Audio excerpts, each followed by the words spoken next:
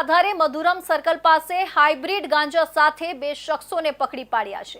પોલીસે 7,41,000ની કિંમતનો 0.247 kilogram ગાંજો, moped અને બે મોબાઈલ મળી કુલ ₹8,02,000નો મુદ્દામાલ કબજે કર્યો છે।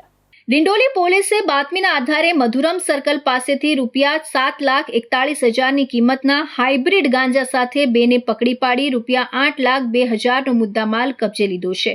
પોલીસ પાસેથી પ્રાપ્ત માહિતી મુજબ સુરત પોલીસ દ્વારા no drugs in Surat city અભિયાન અંતર્ગત ડિંડોલી પોલીસ સ્ટેશન સર્વેલન્સ ટીમે દ્વારા તપાસ શરૂ કરી હતી।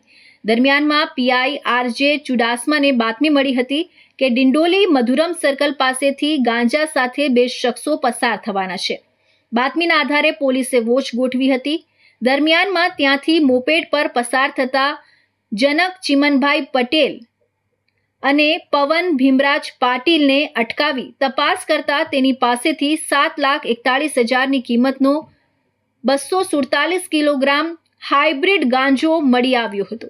તારીખ 26/9/2025ના રોજ એક એનડીપીએસ એક્ટ હેઠળ બે આરોપી જનક ચિમનભાઈ પટેલ અને પવન ભીમરાજ પાટીલ આ બંને વિરુદ્ધમાં ગુનો દાખલ કરવામાં આવેલો છે।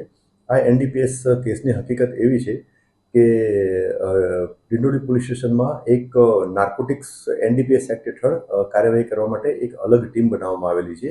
આ ટીમના એક પોલીસ કર્મચારીને એક સ્પેસિફિક બાતમી મળેલી હતી કે ડિંડોલી મધુરમ સર્કલથી દીપ દર્શન સ્કૂલ તરફ જવાના જાહેર રોડ ઉપર બે ઈસમો સ્પેસિફિક વર્ણન પણ એમાં બાતમીમાં મળેલું હતું।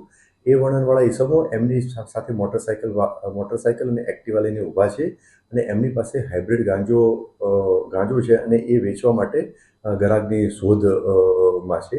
પોલીસે આ ગાંજો તથા મોપેડ અને બે મોબાઈલ ફોન મળી કુલ 8,02,000નો મુદ્દામાલ કબજે લઈને બંનેની ધરપકડ કરી છે।